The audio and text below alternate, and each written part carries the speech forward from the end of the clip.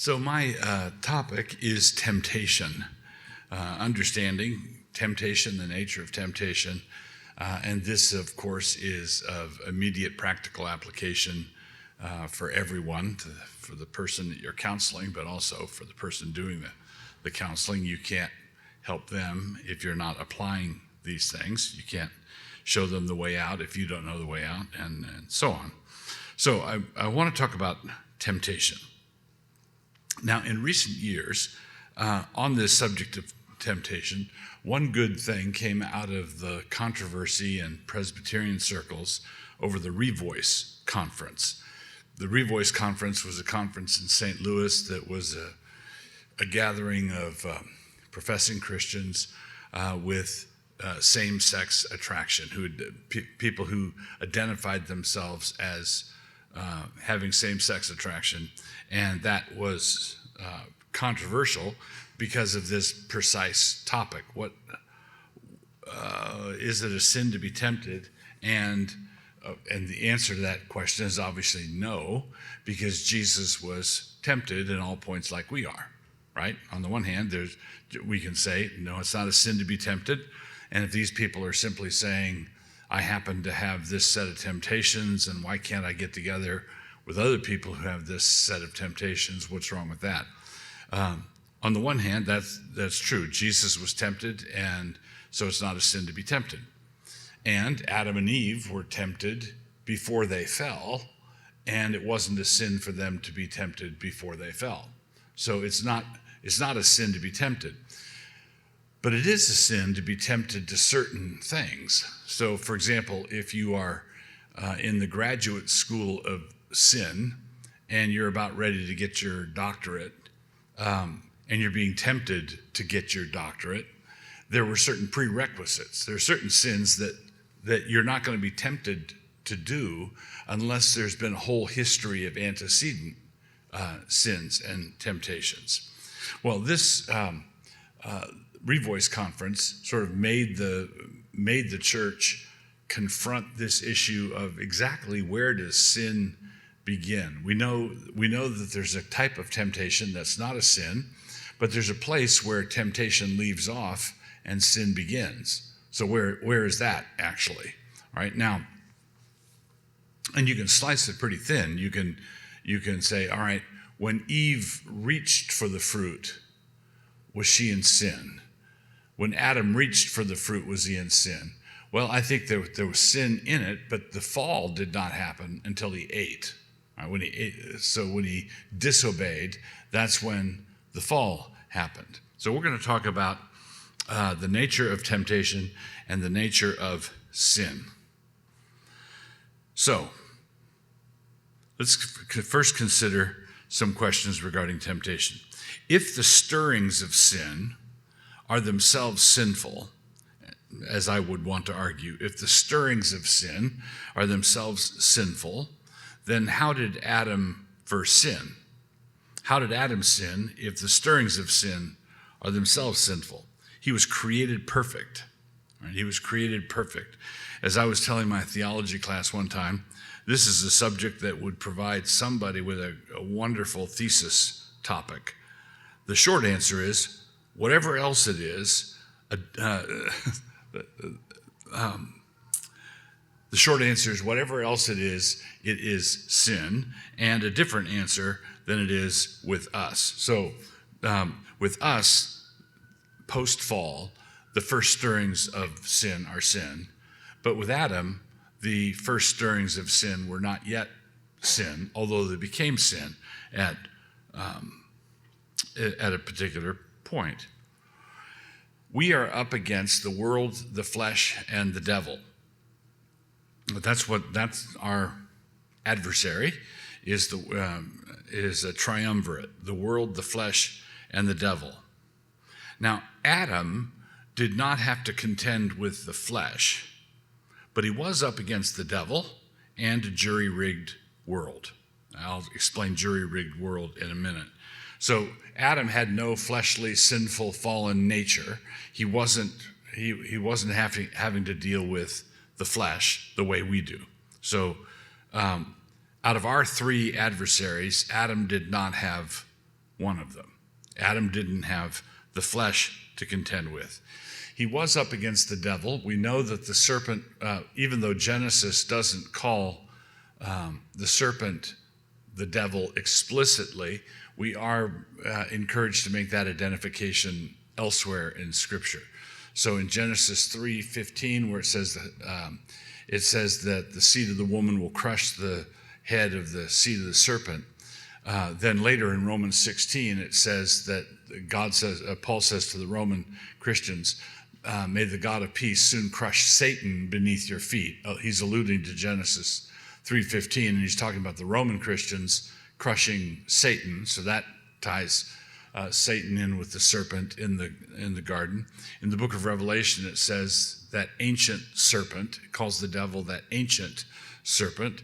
And then in 1 John, we're told that the devil was a murderer from the beginning, and that he was the one inspiring Cain to his murderous activity. So we know that the devil was back there in the early chapters of Genesis, even though Genesis never calls him Satan or the devil. Various other places in the Bible do. So Adam and Eve were up against the serpent or the devil. What did I mean by jury-rigged world? Jury-rigged world. The world was not at that time fallen, but it could be presented as though it was fallen.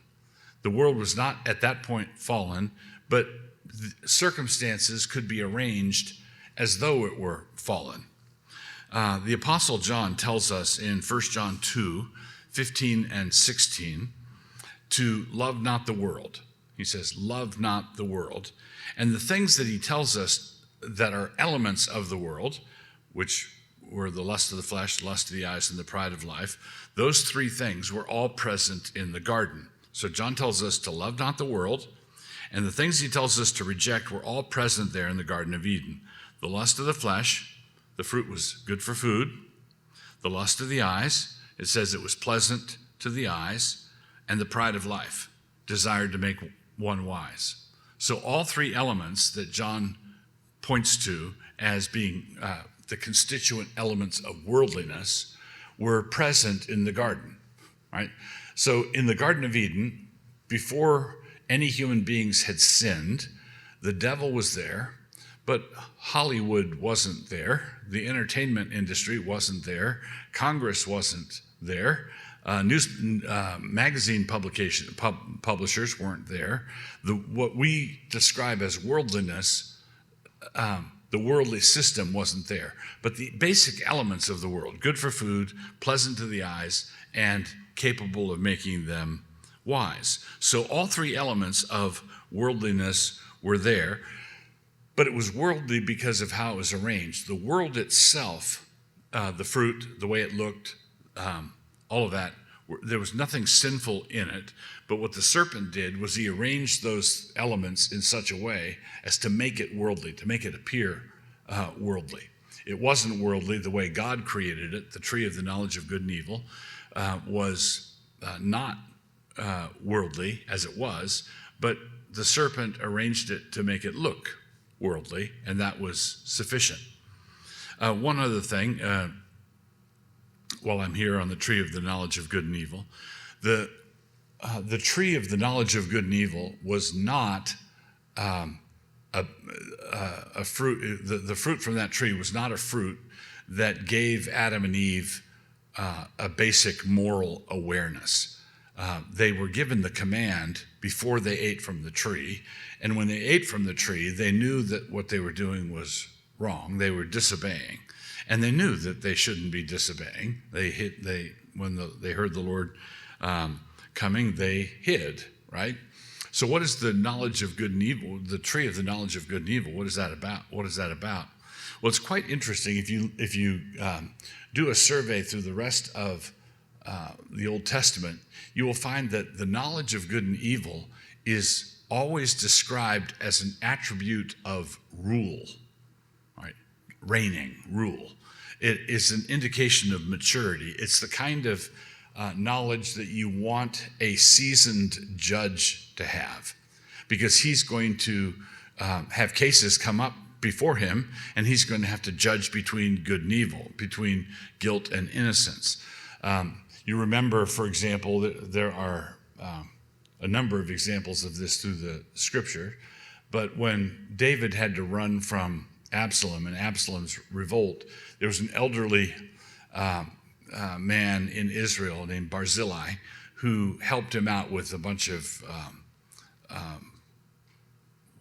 resources. He got him a bunch of food and that sort of thing, and helped David out when David was in a bad jam. And then when when Absalom was killed and David was returning to Jerusalem, returning to the throne, David tries to offer Barzillai a position at court. And Barzillai says basically, no, I'm way too old. Am I capable of discerning between good and evil?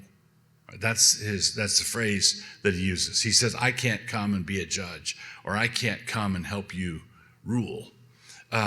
Also, just while we're here, the Hebrew verb for to speak a proverb also means to rule. Right? So proverbial wisdom, like you find in the wisdom literature, is the kind of thing you train your boys and your girls to speak, because you're training them up to be able to distinguish good from evil. That's what you're after. All right, now, and that means that I believe that the sin of Adam and Eve is not that they ate from a tree that was going to be prohibited to them forever and a day, but rather that they ate from a tree prematurely. In other words, God says, this is the one thing I want you to stay away from, and the implication is for now. Right? And I just want to test you. I want you to see if you will obey me. And they didn't. But then the Lord says, let's go down and check it out, because they've become like us, knowing good from evil. So whatever it was they entered in, that state that they entered into, was not moral consciousness. It was a position of rule, when it was like putting a 2-year-old up behind the bench to make these decisions. They weren't ready for it. And so they fell into sin. All right, so these elements of worldliness were all present in the garden. I think that God would have, at some point, had they passed their probationary test, he would have brought them to the tree of the knowledge of good and evil, and they would have eaten from that tree as well as from the tree of life, and everything would have been wonderful. So, in the garden, Adam and Eve were put in a position by the serpent, put in a position where they had the capacity to choose self over God. And the impetus for this were the external circumstances, the world, and the external tempter, the devil. So you had the devil and the world. They didn't have the flesh, but they had the devil and the world. Now,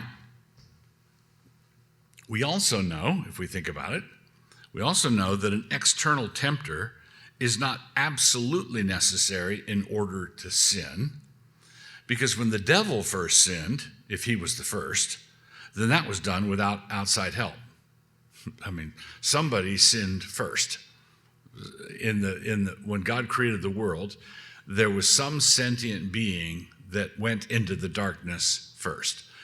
Our indications are that Satan was that one, but whoever it was, they had to do it without an outside. When there are no devils, you can't have a devil tempting you. Someone's got to be the first devil. What is necessary, apparently, is a choosing self and an external set of circumstances in which a wrong choice can be made. So, out of the world, the flesh, and the devil, the one thing that's absolutely necessary is a world confronted by a self. Right, so you've got a choosing individual and an outside world. And that outside world can have the elements of that world arranged in such a way as to make disobedience look attractive. All right? Now, for us, all of that, because we are born into a fallen world, because we are fallen creatures, all of that is neither here nor there for us, because we all have the world, the flesh, and the devil. We have all three. All right, we're contending against all three. Because we go into every temptation with some part of us already rooting for the other team. Sin happens earlier. Okay, when every temptation that we encounter, that temptation resonates with some aspect of us. That'd be the flesh.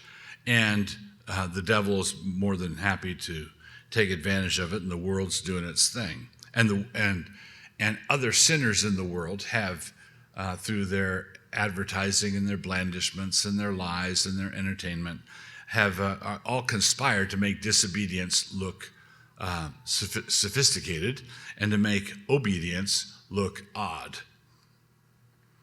So, we go into every temptation with some part of us, some aspect of us, already rooting for the other team. Compare when Adam reached for the forbidden fruit and when we reach for it. It's safe to say that we are in a state of sin sooner than he would be. We're in a state of sin sooner than Adam would be. We are halfway there sooner than he would be, right? We already have complications inside. We are already complicit at some level. And so this brings us to the main text, or the central text I want to point you to, which is James 1, 14 and 15. James 1, 14 and 15. But every man is tempted, that's our topic for tonight, right? Every man is tempted when he is drawn away of his own lust and enticed. Then when lust hath conceived, it bringeth forth sin, and sin, when it is finished, bringeth forth death. So you have lust or desire that entices, and then that lust conceives and it brings forth sin, and sin, when it's done its work, results in death. Now the word rendered lust here is epithumia, which means strong desire.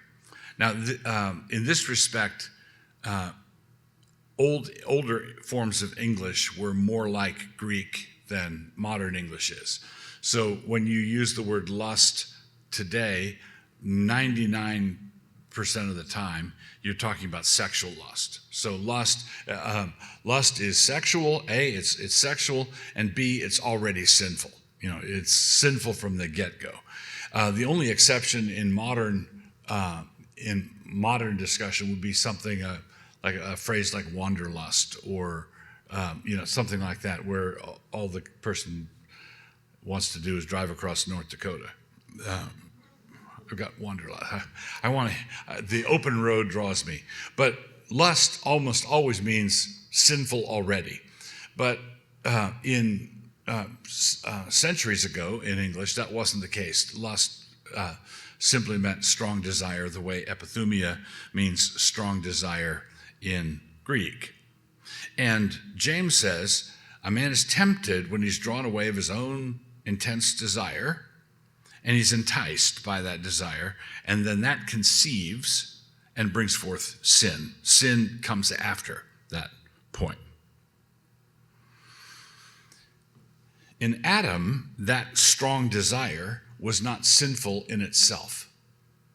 In Adam, epithumia was not sinful in itself.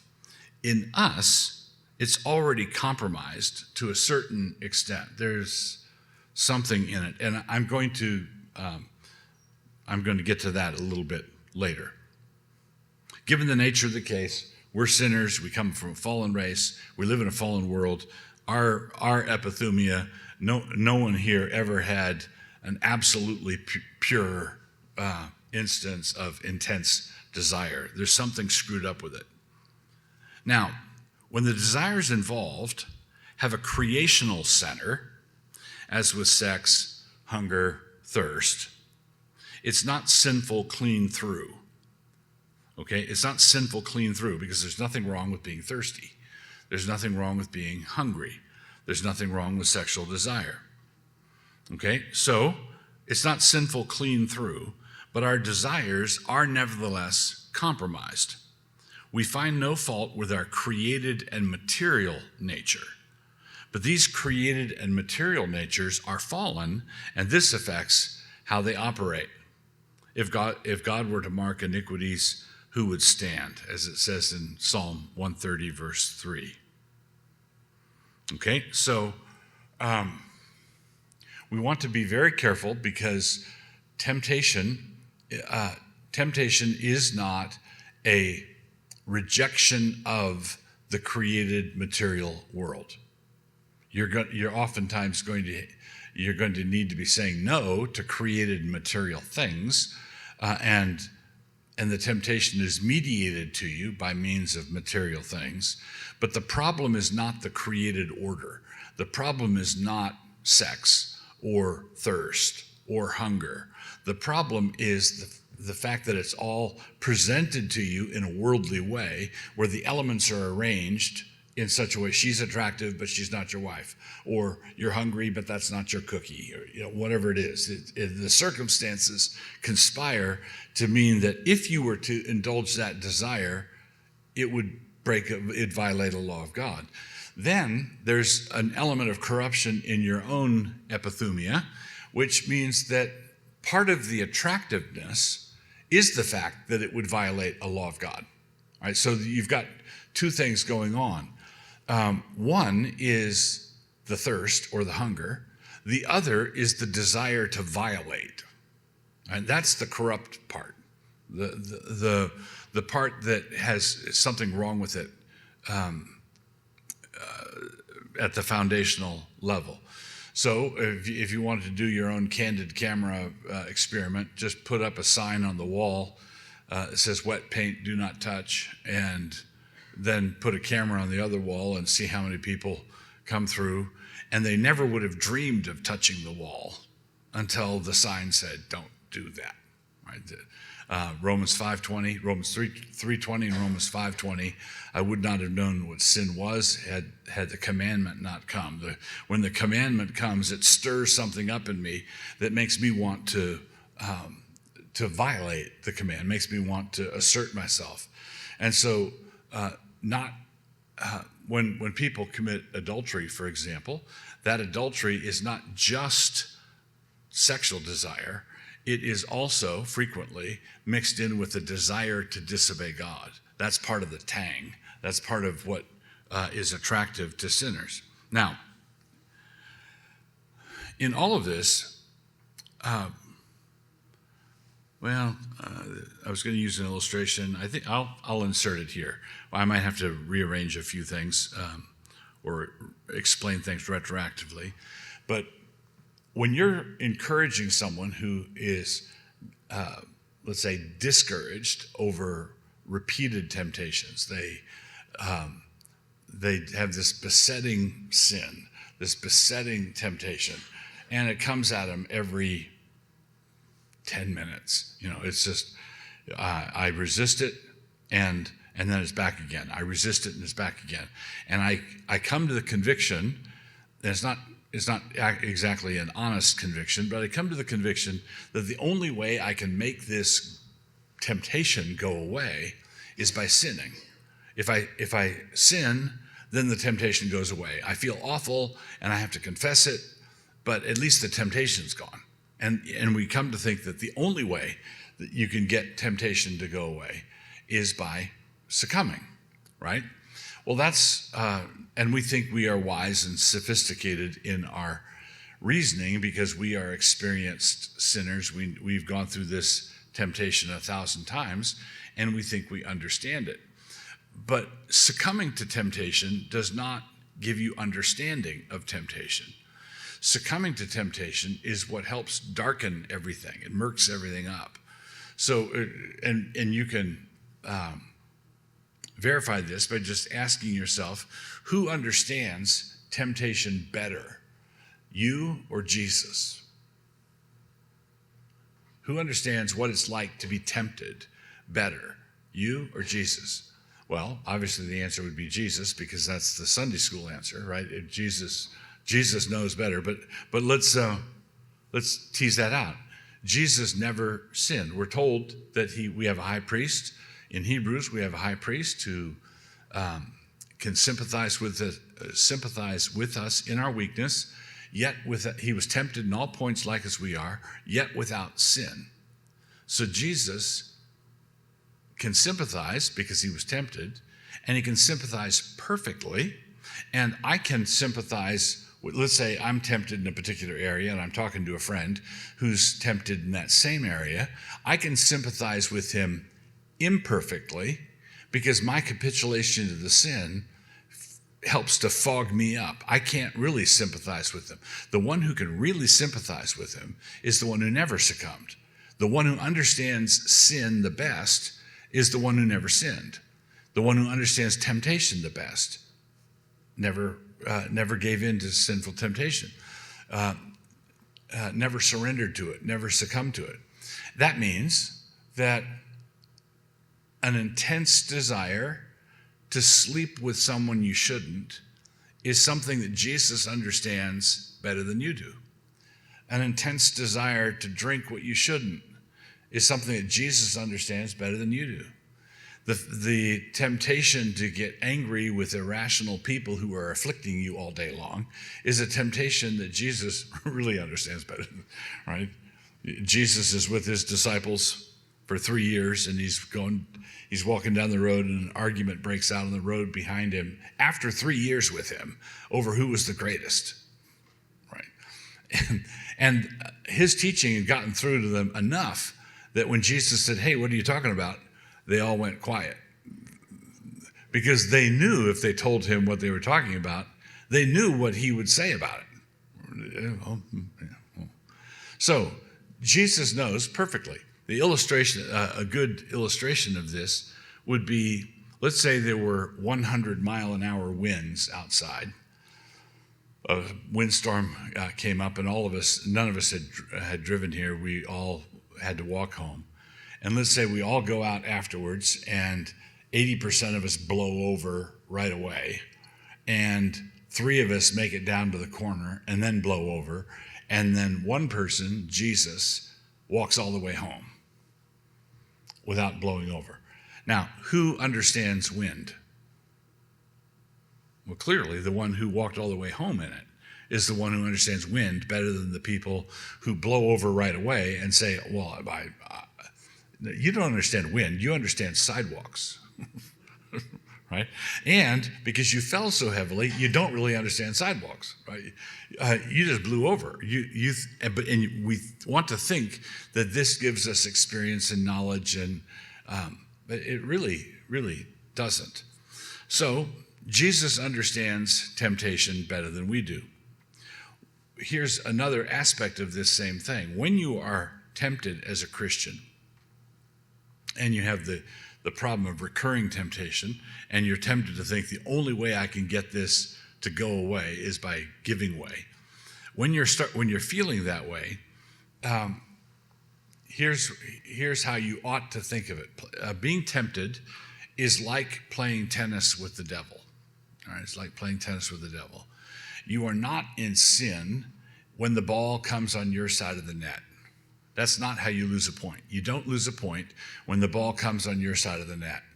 You lose a point when you grab it and stick it in your pack, when you hit it backwards over your head over the fence, or when you hit it in the net. That's when you lose a point, when the ball comes on your side of the net and stays on your side of the net. You don't lose a point when the ball simply comes on your side of the net and you reject it. Right? So it comes, and you hit it back. And then, a second later, it comes back. So you hit it again. And then it comes back. You hit it again. Now, let's say you have a day like that, and you crawl home discouraged, bewildered, beat up, thinking to yourself that I am the worst Christian ever. Why? Because I was thinking about undressing that woman at work every 5 minutes. This is the worst time. And what did you do every time? Did you take the ball and try to keep it? Did you start collecting the devil's volleys? No, I rejected it every time. But every 5 minutes, all day long, it was a distraction all day long. And I'm the worst Christian ever, when that was quite possibly the best day you ever had, ever, as a Christian. Why? Because that's not bad Christianity, that's good tennis. That's what causes the people at Wimbledon to go. Yeah, that's what we paid all that money to come see, right? No. So you say, well, surely you're not going to try to say, suppose I swing and I miss, and swing and I miss, and swing and I miss. Well, yeah, then that's bad tennis, right? That's bad Christianity and bad tennis. But you have to, where does this inducement to miss, or this inducement to collect the ball, or where does that come from? Partly it comes from a misunderstanding of how well you're doing during the temptation. You think that you've already failed when the temptation hits. I've already failed. And if you identify temptation as failure, it's like falling into the pool, right? If I'm being tempted this way, I've already fallen into the pool, I'm already wet. If I go to the deep end, I'm not going to be any wetter. I'm already wet. But the devil is a liar, and he's the father of liars, and he's very, very good at it. Suppose you hadn't fallen into the pool. Suppose you weren't wet. Suppose you're just discouraged because you had a false idea of what temptation was. And you had a false idea of what it meant to resist temptation. You weren't wet at all. And so you were struggling back and forth, back and forth, back and forth. I'm mixing metaphors, following the pool, tennis. You're playing tennis by the pool. Work with me. And then you said, it's standing by the pool. You say, what's the use? I'm already wet. And then you run to the deep end and jump in. Okay, what you're doing is you are giving way to temptation in a spectacular way because you misunderstood earlier the nature of the temptation. All right, so this is why, all of this is why Christians have a responsibility in three kinds of mortification. So when it comes to dealing with sin, and dealing with sin means dealing with temptation. So the temptation comes at us from the world, the flesh, and the devil. When the temptation comes at us from the world, the flesh, and the devil, we are to mortify that sin. And mortify is simply the verb that means to put to death, crucify, put the sin to death. So Christians have a responsibility for three sorts of mortification, three levels of mortification. We have to sort this out. When Paul refers to mortification, he talks about three kinds of mortification. He's describing a crucifixion, a death, and this is something that we must apply to the Christian life rigorously. The first is the death of the old man. The first is the death of the old man. This is the death of the old way of being human, the unregenerate man. You used to be a certain way, and now that you've put on Christ, now that you've become a Christian, now that you're seeking to walk as a Christian, you have to put on the new man. Put on the new man, put off the old man, put on the new. So this putting off the old man, this crucifixion of the old man, is equated in Scripture with the overthrow of the rule and reign of sin, the dominion of sin. You see that in Romans 6:6, you see it in Galatians 5:24, and you see it in Galatians 6:14. Romans 6:6, Galatians 5:24, and Galatians 6:14. What you're dealing with, the first kind of mortification, is the mortification that happens with all Christians. If you're truly converted, this mortification happens. The old man is dead. You don't have to keep killing him. The old man is dead. You don't have to keep killing him. He's dead. So in Romans 6:6, Paul says, as many of us as were baptized into Christ's death. That's the first kind of mortification. This is something that's equally true of everyone who is a genuine Christian. If someone's genuinely converted, this death of the old man is equally true of all. You take the saintliest person who ever lived and the most struggling Christian who ever lived and put them side by side, the death of the old man is equally true in both cases. You can't improve on it. Now, I'm talking here about reigning sin. Reformed theologians talk about the difference between reigning sin and remaining sin. The next two levels of mortification are has to do with the mortification of sin that comes up in the life of a Christian. So reigning sin is put to death for all Christians. Then levels 2 and 3 are how we have to deal with remaining sin. But this remaining sin is not in charge of us. It's not reigning. All right, so the second level of mortification occurs in the lives of Christians who have stumbled or fallen or backslidden, and as a result, significant sin has grown up in their life. So you take someone like King David, a man after God's own heart, who stumbles and falls into adultery and then murder. All right, so those are two big ticket items. And King David, who was a godly and saintly man, was ensnared by them. So this is significant sin, big ticket item sin. This is what Paul addresses in his letter to the Colossians. He says Colossians, if you look at the beginning of Colossians, he's writing to the saints at Colossae. He's writing to Christians at Colossae. And then in chapter 3, he tells the Colossians that he's already said are in Christ. He says, mortify your members which are on the earth. And he uses that word, mortify. Put to death your members which are on the earth. That's Colossians 3:5. These are not trifles, because he goes on to define them as fornication, uncleanness, etc.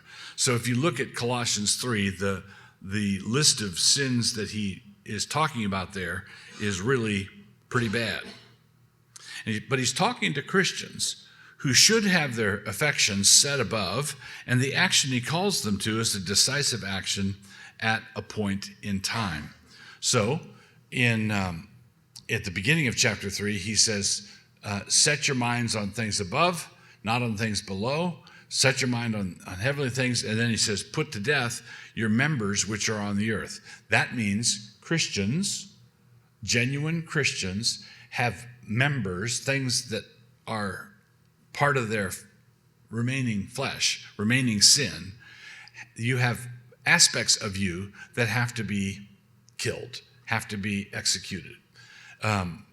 And it can be a messy business. It's mortification. It's crucifixion.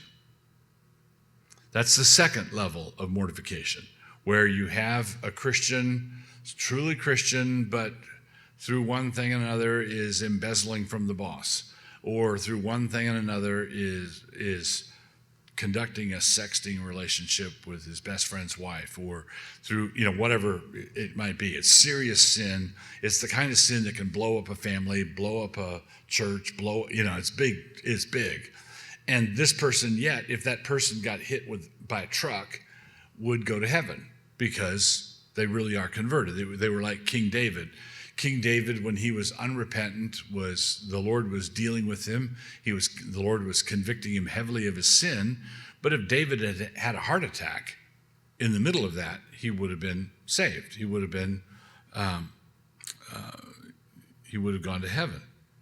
Now, the third kind of mortification is daily mortification, and this applies to each of us, everybody here. And it applies to each of us here every day. As John Owen once put it, a man should not think he makes any progress in godliness who walks not daily over the bellies of his lusts.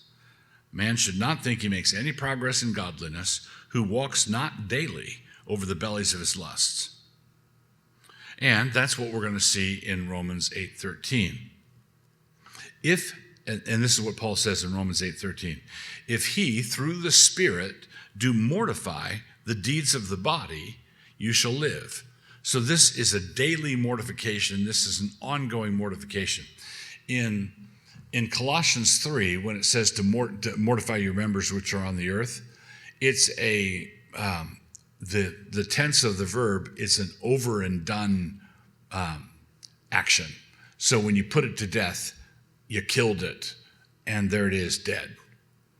The tense of the verb here, you do mortify the deeds of the body, it's a present continuous thing. It's something you have to keep doing.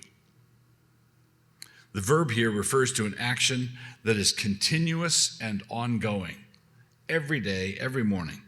This kind of mortification, this third level of mortification, you will never get to walk away from on this side of glory. If you do, if you think, I can walk away from this duty, then you're going to be confronted with the duty that's mentioned in Colossians. You're going to be back at the second level where you're dealing with gigantic weeds in your garden. So here's the illustration I use. Picture a weed patch. Picture a weed patch, and this will illustrate all three levels of mortification. So picture a weed patch not cultivated at all. When the first mortification happens, when the person is converted, God plows the weed patch under and makes it a garden. And God's the one who does it. God gets the rototiller and he makes a big dark brown rectangle in your lawn, what used to be a weed patch. And he says, this is now a garden. Right? This is the garden I've established for you. It's now a garden, and it is no longer a weed patch. The old status is dead. The old status is gone. The second mortification is what happens when you went on vacation for 2 weeks and you came back to find weeds in it that are up to your thigh. Right? You come back, you forgot to have somebody take care of it, and you come back and your garden is overrun with weeds, and the weeds are up to here. And that's where Paul comes in with Colossians 3 and says, mortify your members which are on the earth, Canadian thistle, morning glory, and he itemizes all the weeds. These are weeds that you have to pull out of your garden, but it's still a recognizable garden. Right? It's still a rectangle, and the posts are along the edges, and you've got the little upside down bean packet and, on the stake. So it's still a garden, but you have to pull up those weeds. So you uproot them, you pull them out, you stack the weeds by the side of the garden, and you burn them or take them to the dump. That's the second kind of mortification. Now, the third kind of mortification is this. And this is what any good gardener is going to tell you about. You get up every morning at 5:30 a.m., you go out in the morning, pull up the weeds that are the size of your thumbnail. Okay? And the weeds that are the size of your thumbnail are the same weeds that you had to pull up in the second level. It's little baby Canadian thistle. It's a little tiny bit of morning glory. It's little. It's also, the hard part is not the pulling up of the weed. The hard part is the 5:30 a.m. That's the hard part. But there has never been a gardener in the history of the world who went out to their garden to weed at 5 a.m. who didn't find things. When you go out to weed a garden, you always find things, right? There's never, someone doesn't come back in with an empty, with their little pail empty, and her husband says, you don't have any weeds? Oh, no, I've been out there hunting for a weed for an hour and a half. I couldn't find any. That's not how life is in this world. When you get up in the morning and you're having your time with the Lord, and you open your Bible and you go out into the garden to weed, you will find things. There will be things there. Now but if you do this, you're going to be pulling weeds. And this is why you know that if I just let this garden run untended, it'd be a royal mess in a month or two. I'd be living like a heathen if I let this thing go. But it's a garden. God plowed it under. God made it a garden. And I have no desire to go through the humiliation of repenting for big ticket items. And I'm going to be diligent to weed my garden. That's what you're doing.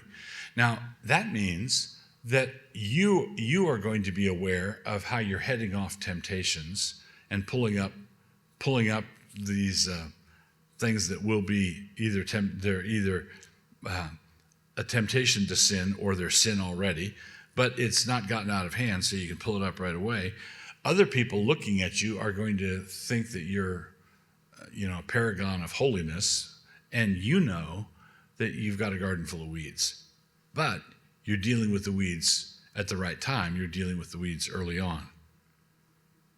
So this should be a backdrop for all of our discussions about, for example, let's go back to epithumia, and I'm going to use the example of sexual attraction or same-sex attraction, but simply as an example. This sort of the structure of this applies to everything that we want, whether it's another drink or another date or another confrontation, whatever it is that we're tempted by. So I'm just going to use same-sex attraction as the laboratory sample. What does it mean? What does it mean if we are wanting to apply this grid that I've given you, the grid of understanding the nature of worldliness, the world, the flesh, and the devil, and the 3 levels of mortification, and what it means to resist temptation and playing tennis with the devil, all of that. So there are 2 layers here. The first has to do with the connection between the sin committed and the genesis of that same sin in the desire of the heart. So when the sin's committed and when the sin was first thought of, all right? Hey, I'd like to do this. When there's a point where the thought is the father of the deed. All right, the thought is the father of the deed when, as soon as you set your intention on it. That's different. Okay, I have to hit the pause button here to distinguish a thought that arises from within and a thought that comes from without. Remember, playing tennis with the devil is very different than dealing with something that you thought up yourself and the devil wasn't anywhere near you. If you're walking down the street, minding your own business, walking with the Lord, humming your favorite psalm, right? And somebody, let's say an old college friend, walks up behind you, they recognized you, and they came up behind you and they said, hey, let's go get plastered tonight. Do you flinch and confess your sin to God? No. Even though that thought entered your head, right? Yeah, because the thought entered your head from another head. The thought entered you had no desire to do this, and you said no. You rejected it right away. Even if something in the suggestion resonated just a little bit with you, you still reject it right away. There's still nothing to confess. That's different than if the thought arises from within you. All right, if you say, hey, I think I'm going to go get a drink. That's different than if someone suggests it. Now, just because the devil is invisible doesn't put him in a different category from the old college friend. Right? He can suggest things to you, and if he suggests things to you and you reject them right away, you're playing tennis with the devil. But at some point, if you thought it up yourself, if you start toying with the sin in your heart, at some point, before you get to the actual deed, at some point you've crossed over into an intention to commit that deed. And the Lord teaches us this explicitly with regard to adultery, Matthew 5:28, where a man who looks on a woman to lust after her in his heart has committed adultery with her already. God sees a man doing something, and a man internally wanting to do that same thing, giving himself over to the sin in the chambers of his mind. So it could be two different men, one man doing it, one man wanting to do it, and they're morally equivalent in God's sight. Or it could be the same man, one man wanting to do it on Tuesday and doing it on Wednesday. It's gradations of the same sin coming to maturity. But that's layer one, and that's simply the psychology of temptation. But that's not the only problem. And I think it's here that the evangelical world has stumbled with regard to the whole revoice business. We have the vice proper, and we have the vice treasured in the heart.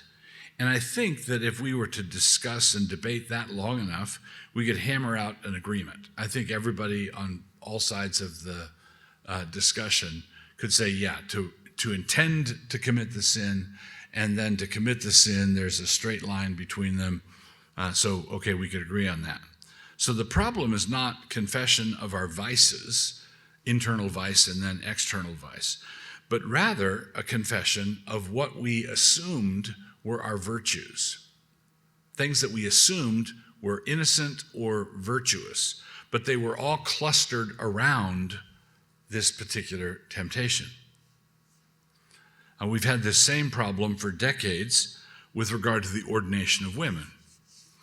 Evangelicals are stuck with the texts that prohibit it, but have, over time, come to prize feminine characteristics in their leadership. They've come to prize men in the pulpit who are most like what the pious women of the church think ought to be there. This leaves us in the sorry position of having to exclude from leadership those who have the leadership qualities we most prize. If you want a woman in the pulpit, a woman would be the best bet. If you want a feminine voice from the pulpit, then a feminine voice would be the best way to do it. So evangelicals have gotten themselves in a bad jam by wanting a feminine voice in the pulpit, a reassuring, consoling feminine voice in the pulpit, and they're stuck with men having to do it. And there's two problems with the men doing it. A, they don't do it very well. That's one problem. The other problem is they do it very well, and that's the other problem. So, the results have been pretty tragic. Our own evangelical contribution to the long and sorry history of the third sex. So, back to the sin problem. We do draw the line and try to mortify certain things, but we are seeking to mortify the wrong things. Cutting to the chase, we mortify true masculinity in worship. We reward softness. We are afraid of masculine leadership. For the time being, we insist on male leadership, but we recoil from masculine leadership. All right, now that's just the illustration. One of the results is that our leadership ranks are starting to fill up with men who are attracted to men, but who promise not to do anything about it. So let me end with a thought experiment. Let's take 100 evangelical ministers who struggle with same-sex attraction. Let us suppose that we have a magic wand that would entirely remove every form of overt sexual immorality and would remove all secret inclinations to it, but everything else remained the same. All the ministerial virtues they seek to cultivate in themselves remain. Most of those 100 ministries, not all of them, but most, would be spiritually intolerable because you've simply removed the things that you thought were the sinful, the sin itself and the intention to commit that sin, but you didn't remove all the secondary characteristics and environmental contributions to the inclination. All right? In other words, most sins are environmentally situated. Most sins live in the context of other sins. So if we zoom in on this pesky sin, let's say the drunkenness or the lust or what we zoom in on this and say, how can I defeat this thing?